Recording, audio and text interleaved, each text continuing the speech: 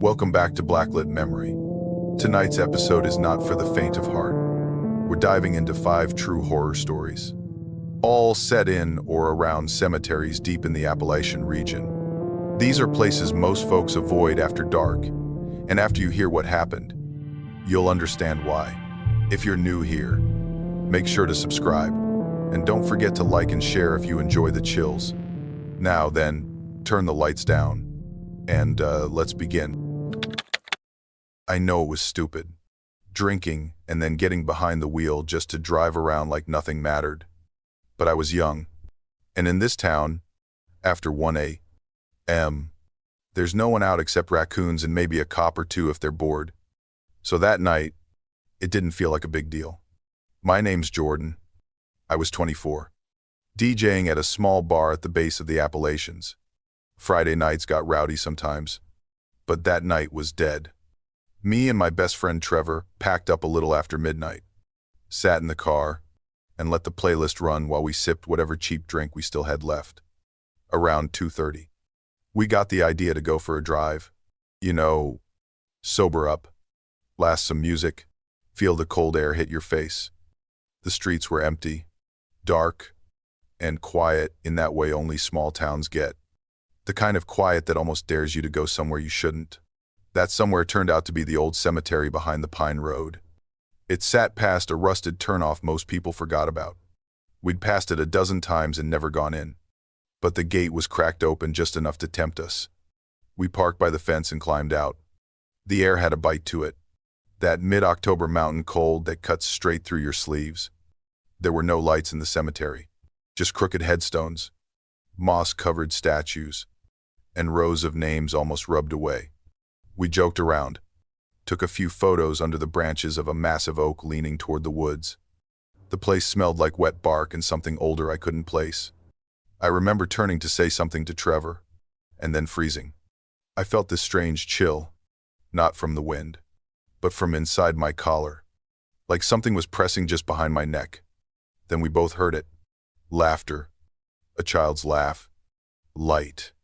Like it belonged to a little girl, maybe 5 or 6. It came from the tree line just behind the iron fence.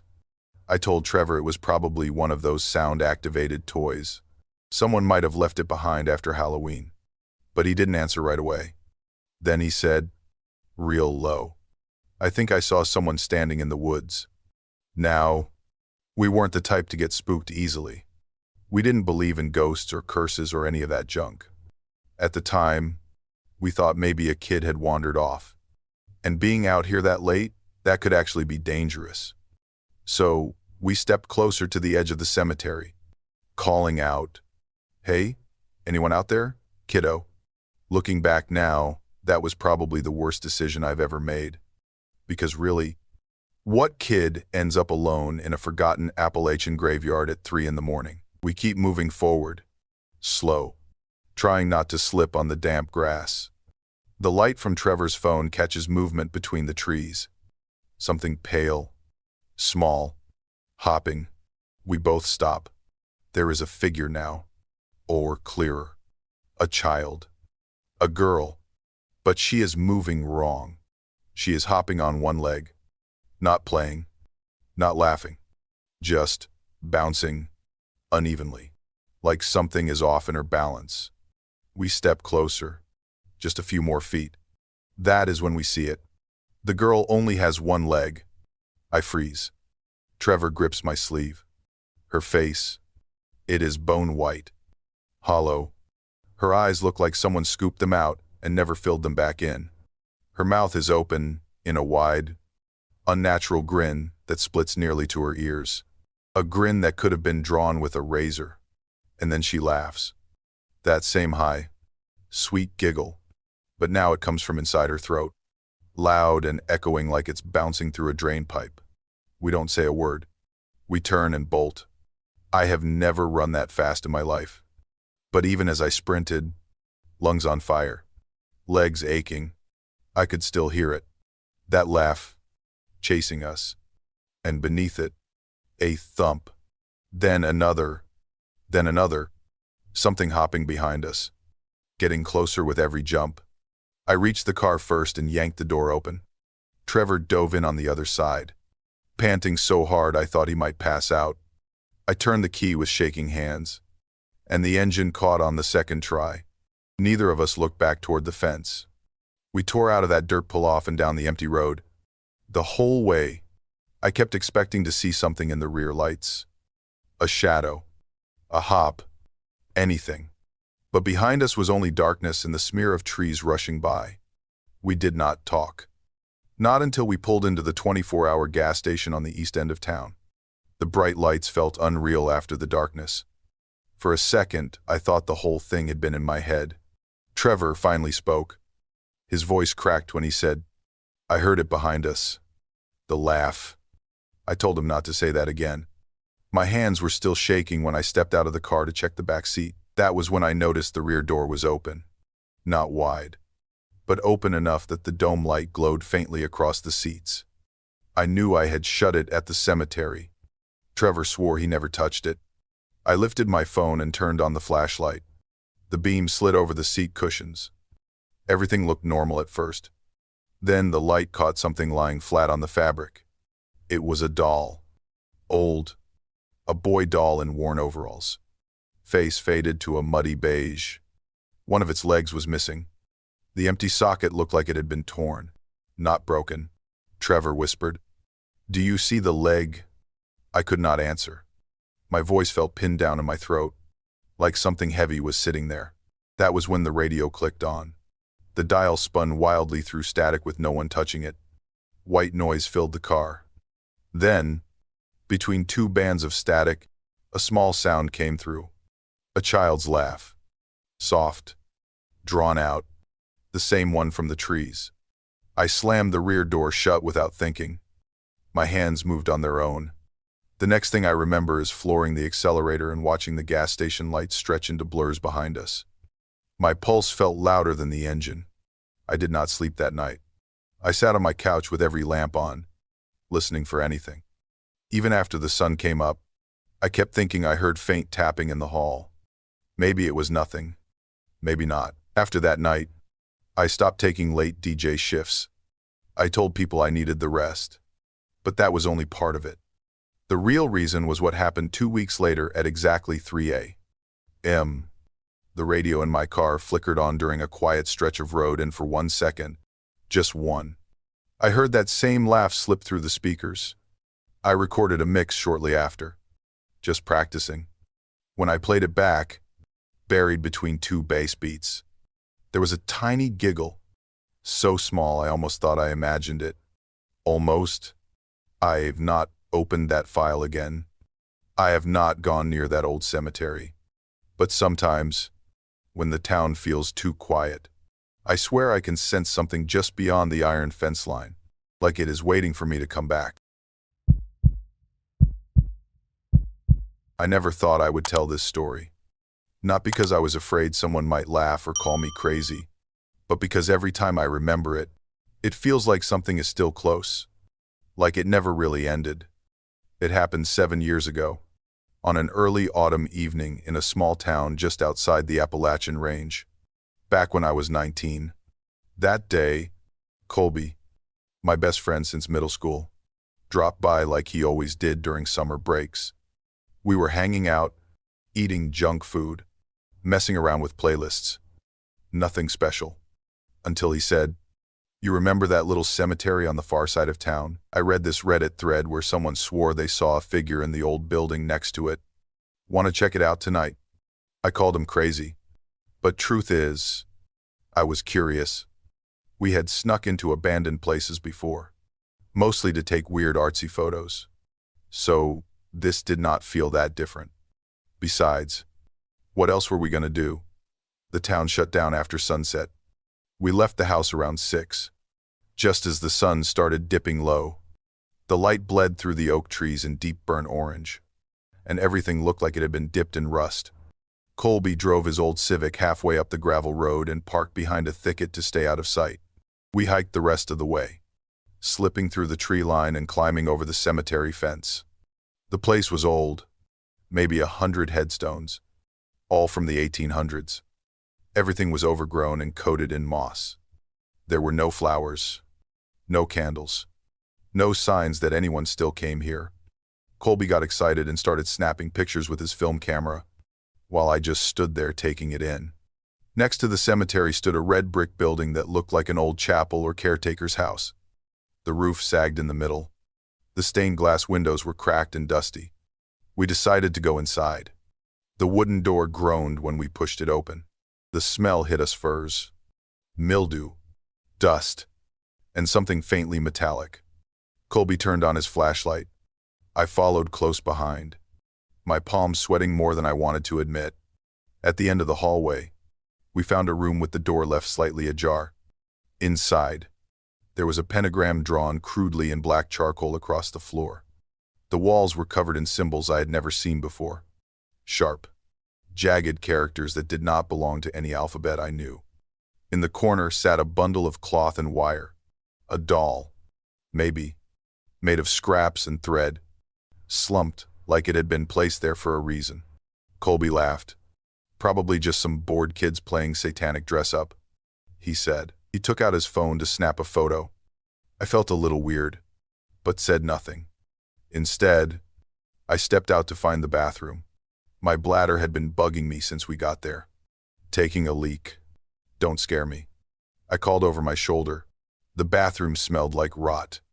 Not just mold, but the kind of decay that makes your stomach curl.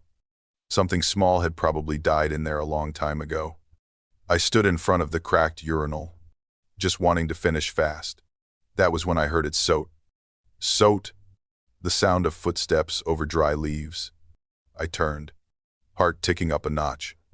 Through the broken bathroom window, I saw him, a man in a black raincoat, hood up, walking slowly across the edge of the woods, heading toward the building. His pace was steady, casual, like he belonged there. But the sky was dry. No clouds. No rain. Something felt wrong. Very wrong. I zipped up, turned, and bolted out of the bathroom. I ran back down the hall, shouting, "Colby! Someone's coming." But as I rounded the stairwell, I slammed straight into him. A face like cracked stone. Skin dark and veined. Lips parted slightly. His eyes were pale, cloudy, and utterly empty. Then he screams, a sound that does not belong to any language I have ever heard. It shreds the air. Deep, guttural, not human. My knees buckle. I stumble back. My head hits the wall, and the lights go out. I woke up to weight on my legs and the sound of something dragging. Get up, come on. Man, wake up. Colby. My vision blurred as I opened my eyes. My head was throbbing, my neck stiff. Colby's face hovered above me, pale with sweat, eyes wide like he had seen something he could not make sense of. 25, I thought you were gone, he said. Get up. Now. He pulled me up by the arms, and we staggered down the hall. Behind us, I heard it, the sound of footsteps. Slow, dragging, uneven, like one leg did not work right. I did not look back. We reached the fence, scrambled over it like kids running from a fire. Colby almost flung himself into the driver's seat, and I barely had the door shut before there was a thud against the rear window. I turned just in time to see his hand, flat against the glass, and his eyes staring straight into mine. 2-5, Colby slammed the gas. The wheels kicked up gravel, and we sped off into the night. It took us 15 minutes to speak again. We pulled into an old gas station, parked under one flickering light, and just sat there breathing. My mouth was dry. My hands would not stop shaking. Colby told me what happened. Right after I left for the bathroom, the back door of the building creaked open. That thing stepped inside, quiet as a shadow. Colby said he could feel it before he saw it. The air changed. When I screamed, he ran toward the hall and found me collapsed near the stairs. And the man was there, at the top of the stairwell, watching, moving one slow step at a time. Colby grabbed a rusted piece of pipe from the floor and swung it without thinking. He hit the man square in the shoulder, hard enough to knock him off balance. The man tumbled down the first few steps, twisted in midair. But he got up, His arm hung limp and crooked. Something black oozed from the joint. But he stood like nothing hurt him at all. Colby did not wait. He grabbed my arms and dragged me out, step by step, with that uneven, scraping rhythm following behind us. We sat in silence for a while, neither of us looking at the building in the distance. When I finally checked my jacket, I felt something in the pocket. I reached in and pulled out a torn scrap of paper. Black markings scrawled across it, half a symbol from the ritual room wall. I do not remember picking it up. I do not know how it got there. That night, I burned it in the sink. But some nights, when the wind hits the side of the house just right, I swear I hear that scream again. That raw, inhuman sound rising from a stairwell that is no longer there. I never went back to that building, and even now, I still do not know. That room, the charcoal symbol, the twisted doll in the corner, and the man in the raincoat, what were they really there for? Some forgotten ritual left unfinished. Something that needed an outsider to continue. Or maybe it was simpler than that. Maybe they were just waiting for someone to open the door at the wrong time. Before we step into the next story, if you're still here, still listening, with the lights low, maybe drop a comment. Just tell me where you're listening from. It helps more than you know. All right, let's keep going. I wasn't planning to tell anyone about this, because for those who've never worked in a cemetery, it'll just sound like something made up by a tired mind. But I swear, I remember every detail. And if you're the kind of person who stays late at work, especially in places with no cell service, no traffic, and no porch lights in sight, then maybe you'll understand me better than most. My name's Travis. I'm 39 and work as the operations coordinator at Valley Glen Cemetery. It's tucked into the side of a mountain in the southern Appalachians. 3 sides forest, one side facing a gravel access road and an old iron gate. I liked the job. It had its own rhythm, quiet and clean, with no crowds and no one bothering you. That day was in early March. Cold rain had been falling all morning, and a man named Miguel came by early to arrange burial for his father. I remember the photo of the old man clearly. Kind face. Eyes drooped like he always had something gentle on his mind. Miguel brought a small white cloth, about the size of a hand. Said it was a burial cloth passed down from his grandmother, and he wanted to place it on his father's chest. The funeral was simple. No music, no preacher, just family, a few friends, and a couple paper flower wreaths. Right when they were lowering the casket, something went a bit wrong. The lid was jammed and had to be opened again for adjustment. I was standing back from the group, but the moment they lifted the lid again, I heard it, a soft exhale, right behind me. I turned immediately. No one was nearby, only the trees swaying under the wind and the rain clicking down on my hood. No one else seemed to hear it. I brushed it off, figured I imagined it. After the burial, I did what I always do, drove a loop through the grave sections to check on things. The cemetery had 6 main zones, each with designated lots. The old man was buried in Lot 2, which sat near the edge of the woods, in a low-lying spot where rainwater liked to pool. After I checked sections D and C, I headed back to the office to close up for the day. Rain was coming down harder now. Wind slipped under the door and sent papers skittering across the floor. I bent down to pick them up just as the office phone rang. Miguel again, calling just to say thank you and that he was heading to the airport. I wished him a safe trip and hung up, about to switch off the porch light. That's when I saw them. A trail of muddy footprints led from the direction of Lot 2 straight up to the steps outside my office. Clear, deep, fresh prints, not smudged by the rain. With rain falling like a whip, even a few seconds would have washed them away. That meant they had just appeared. Within the last minute, I froze, eyes fixed on the trail, then lifted my gaze toward the tree line where A2 sat beneath sheets of rain. No one. I walked the porch slowly, checking each corner. Nothing but the sound of rain and a few distant birds crying out in the woods. I told myself it was a groundskeeper. Maybe someone came in unannounced. But nobody visits a cemetery at this hour. Not in this weather. Back inside, I flipped on the lights and nearly dropped my keys. There, on the guest chair next to my desk, lay the white cloth, the exact same one I'd helped Miguel fold that morning and place carefully on his father's chest. I didn't understand. I knew my own hands. I'd left it in the casket. Miguel saw me place it. No one would have taken it out. And they certainly wouldn't have brought it all the way up to my office and left it on that chair. I didn't touch it. My hands were shaking now, though the cold wasn't strong enough to cause that. I reached for my phone to call the night guard, only to remember no one else was on duty that evening. I usually handled the closing shifts alone. I pulled up the surveillance feed. We had 3 night cams, one on the gate, one along the office walkway, and one overlooking Section A2. I rewound the footage between 5:15 and now. Nothing. Just rain, washing over the lens in waves. Then, from the A2 camera, I saw it, the motion light flaring on.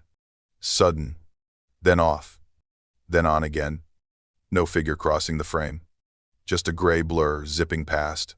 Fast. I felt the hairs on my arms rise. I stood from the desk and reached for my raincoat when I heard it. 3 soft knocks. From the direction of the viewing room. Not the wind. Not the pipes.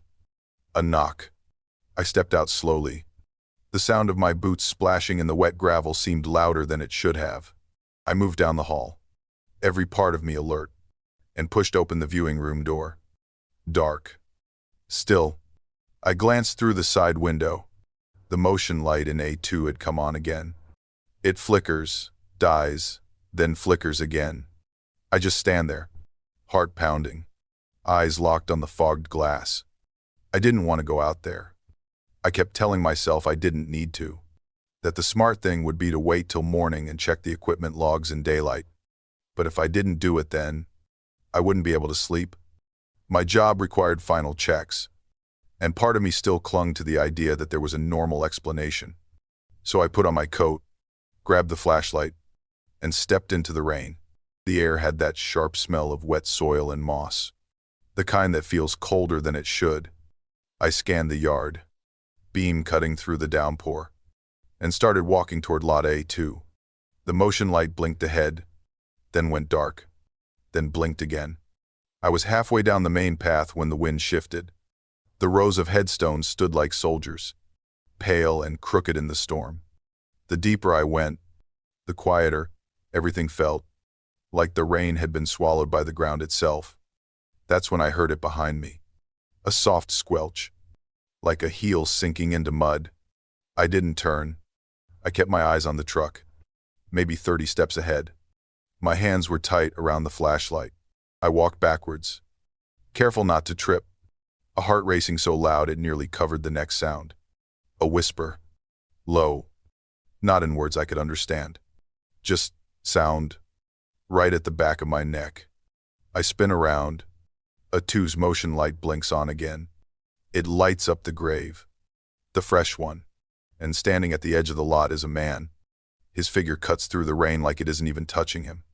Not soaked, not shivering, not real. My breath catches. His face is the same as in the photo Miguel showed me.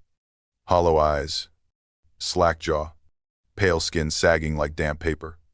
The same man I saw lowered into the ground hours ago is standing no more than 30 feet from me. I run. I don't remember how I got to the truck. I don't remember unlocking it or slamming the door. Only that sound, the door thudding shut, the rain pounding, and my own pulse roaring in my ears. I didn't look back. I sat there with the engine off, afraid even to turn the headlights on. The motion light at Lot A2 blinked once more. Then nothing. I waited a long time before driving away. After that night, I never stayed past 5 again, not even on clear days. I taped paper over the office windows so I wouldn't have to see out after dark.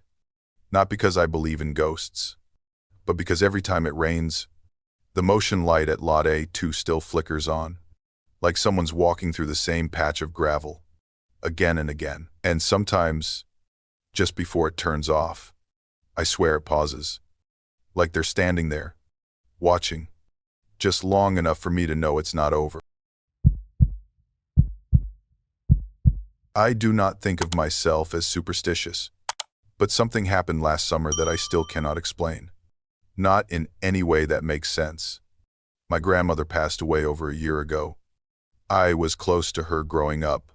She raised me after my parents divorced, and some of my earliest memories are of her singing while folding laundry, or warming soup while rain tapped against the window. Every July, on her birthday, my family has a tradition. We visit her grave with her favorite flowers, small yellow peonies, and spend a quiet moment there. I had planned to go with them like always, but work held me back. They left early that morning. I promised I would visit alone the next day. The cemetery where she was buried sat just outside our old town, tucked between two ridges at the edge of the Appalachians. It was a large, mostly forgotten place, overgrown in parts, damp in others, with more trees than people most days. There was only one full-time caretaker and a few part-time groundskeepers. I had not visited alone before. It was cloudy that afternoon and lightly raining by the time I pulled into the lot. I brought a fresh bouquet, wrapped in plastic to keep the water out.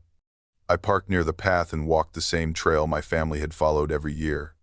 Then I remembered something odd. When we buried her, I noticed that the grave next to hers belonged to someone I had not thought about in years. Mr. Horace. He had lived alone near my grandmother's old house. He was strange, always sitting on his porch, never waving, just watching. As kids, we teased him constantly. We used to ring his bell and run, draw chalk eyes on his driveway, whisper things outside his window and hide behind the bushes. He never yelled, never came after us. He would just appear suddenly in the doorway, staring like he had been standing behind the door the whole time. He passed away a few months before my grandmother. I had almost forgotten until I saw his name carved on the stone right beside hers. The sight of those two names, hers and his, side by side had unsettled me from the start. But each time I visited, I brought two flowers, one for her, one for him, not out of fear, not really even guilt, just habit.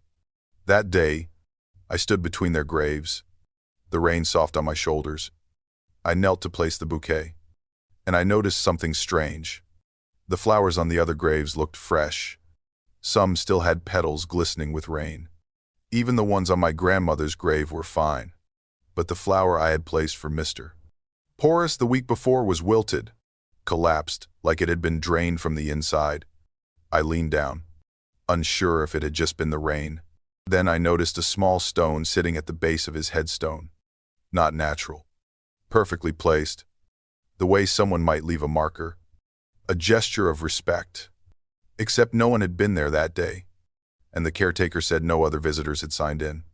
I stood up and scanned the rows of graves. Nothing. No movement. But I felt it. The distinct sensation of being watched. Like someone just outside my view was waiting for me to look the wrong way. I did not plan to say anything. But before I left, I heard my own voice say softly, "I'm sorry for how we treated you." I did not think. I just said it, as if something had been pressing on my chest, waiting to be let out. I walked back to the car in silence, my shoes leaving prints in the wet gravel. The ache behind my eyes grew worse on the drive home. By the time I got to my apartment, my whole head felt packed with pressure. My heart was racing for no reason. That night, I fell asleep fast. The kind of sleep that feels too heavy, like sinking. And then I was a child again. In the dream, I was crouched behind a bush with the neighborhood kids, hiding from Mr. Horace's porch light. We had just rung his bell. We were laughing. But this time, I was alone, and he found me. Mr. Horace stepped from the shadows and reached for my throat. His hands were dry and cold, his face just inches from mine, his eyes blank. His mouth never moved. He starts to squeeze. I claw at his arms, but they do not budge. The world starts to fade. My ears fill with a ringing sound. I wake up gasping, heart slamming, throat aching like something had been there for real. And that was only the first night. After that first night, the dreams kept coming, each one sharper than the last. Some nights he stood in my hallway, just a dark silhouette with his head turned slightly, as if listening for something. Other nights he sat at the edge of my bed, hands resting on his knees, waiting. But he never spoke. He never blinked. He only watched. I tried keeping the lights on. I tried falling asleep on the couch with the TV playing old documentaries. Nothing helped. Every time I drifted off, I felt myself pulled back into that same quiet dread, as if the dreams were not dreams at all, but a place he wanted me to return to. By the end of the week, I was barely functioning. My coworkers asked if I was sick. I blamed allergies. I knew none of it was normal, but I also knew what my mind kept circling back to: the grave, the stone someone had placed, the wilted flowers. Something in me felt unfinished, like I had apologized too late or not enough. So I went back. It was early morning, pale light filtering through thin clouds. The air felt thick and damp, the way it does before a storm, even though none was forecast. I brought 2 bouquets again, holding them tight as I walked down the gravel path. My hands were shaking. When I reached the graves, the first thing I noticed was the ground around Mr. Horace's stone. The earth was darker there, faintly imprinted, as if someone had stood in that exact spot during the night. The rain should have smoothed it out, but the shape was still there. I knelt between the 2 graves and set the flowers down. My voice felt small when I spoke, but I let the words out anyway. I told him I was sorry, that we were kids, that I wished we had been kinder, that I did not understand what loneliness looked like back then. The cemetery was silent. No wind, no birds, just the low rumble of machinery far off where someone was mowing near the main gate. I stayed there longer than I expected, long enough for the air to warm slightly, long enough for me to believe maybe the nightmares had been nothing more than my conscience trying to speak. I stood up, brushed dirt from my hands, and let out a slow breath. For the first time in days, I felt like I could breathe normally. Then I heard it, a soft breath, right behind me. My spine locked. The air on the back of my neck felt colder than the air in front of me, like someone had stepped up close enough to cast a shadow I could not see. I turned slowly. He is there. Mr. Horace stands so close I can see the pale cracks in his skin, the faint sheen on his empty eyes. His face is slack, and his mouth hangs open just enough to look wrong. His breath brushes my cheek even though the air around us is still. My vision tightens. My knees weaken. The world folds inward, and everything goes dark. I woke up in the small medical room beside the caretaker's office. A staff member told me they found me unconscious beside my grandmother's grave. They said I must have fainted. They said I was lucky they were doing rounds before the afternoon rain. I did not argue. I did not tell them anything. There was nothing I could say that would make sense to anyone else. But the strange part is this: after that day, the dreams stopped. Completely. No footsteps outside my window. No figure in the hallway. No weight on the bed at night. Still, I go back every month. I bring flowers for my grandmother. And a second bouquet for Mr. Horace. Not out of fear. Not even out of guilt anymore. But because some things stay quiet only when they are remembered. I was never the superstitious type. Ghost stories, paranormal stuff, all that always felt like make-believe to me. But Halloween 7 years ago, everything changed completely. I wish I had just stayed home that night. I was 17 back then. My 2 best friends were Tyler and Damon. The 3 of us lived in a small Appalachian suburb where fall arrived early and fog blanketed the streets at night. We didn't have much to do besides hang out and get into stupid adventures for fun. Tyler was the one who came up with the idea. He said we should sneak into the old cemetery at the edge of town and shoot a creepy video to post on TikTok for Halloween. Damon wasn't thrilled at first, but he eventually agreed because we were all hyped up. I was ready from the start. My iPhone already in camera mode before we even left the car. The cemetery sat next to a dense pine forest, surrounded by rusted iron fencing. Inside stood a long abandoned funeral home dating back to the 72nds. People said there'd been a mysterious hanging there once.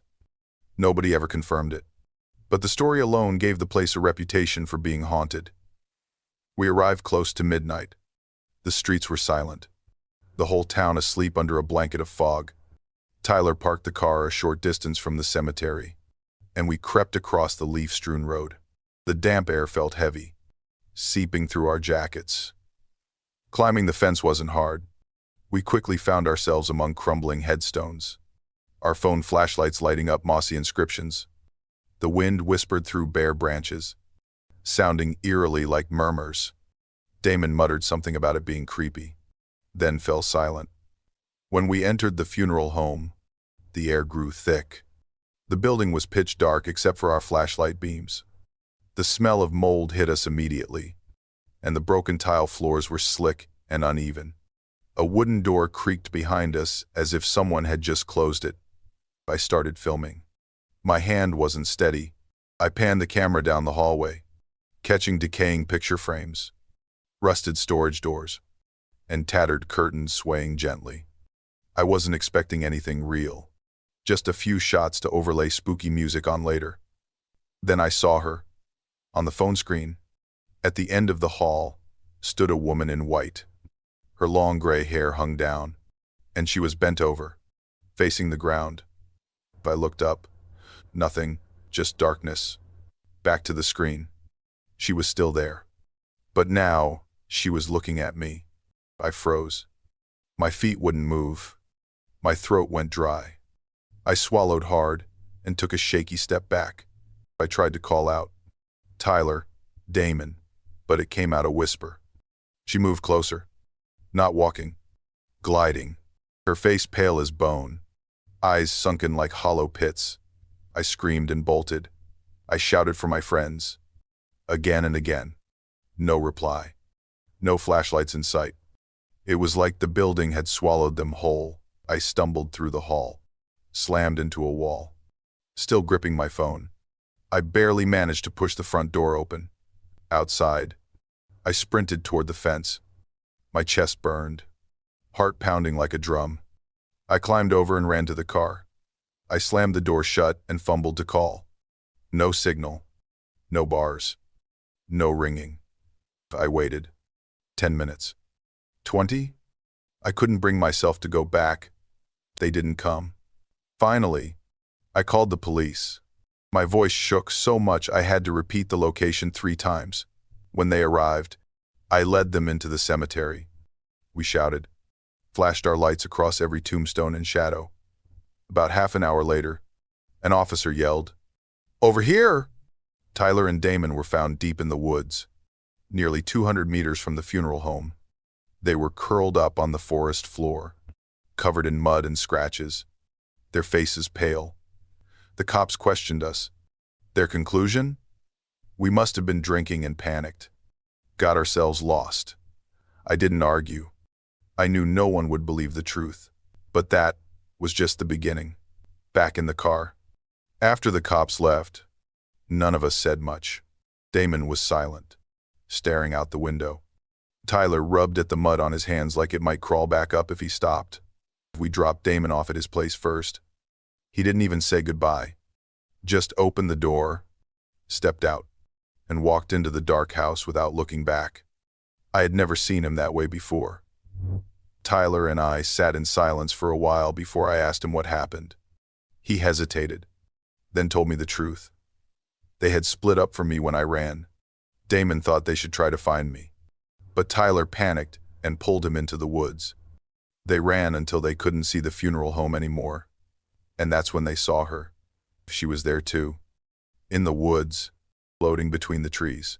"She doesn't walk," Tyler said. "She just glides, like the ground isn't real to her." They tried to hide. Damon tripped and scraped his leg.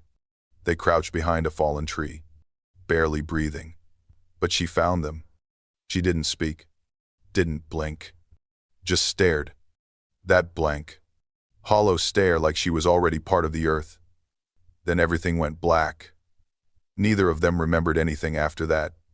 Not until they heard the officers calling their names. When I got home that night, I couldn't sleep. Every time I closed my eyes, I saw her face on the screen. That gray dress, that soulless expression. I never posted the video. Couldn't even bring myself to open it again.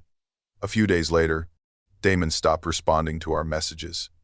His mom said he was dealing with something and needed space. I never saw him in person after that. Tyler and I stayed in touch for a while, but things were never the same. We never spoke about the woman again. Not really, but I still have the video. Some nights I pull out the old iPhone and just stare at it. The screen stays frozen on the Apple logo, like it's trying to keep whatever's inside from coming out. And sometimes I wonder, what if it isn't broken? Thank you for staying with me until the very end. I truly mean that. If you enjoyed these stories, leave a like and subscribe if you haven't already. That way, you won't miss the next ones. And once again, thank you for walking this dark road with me tonight.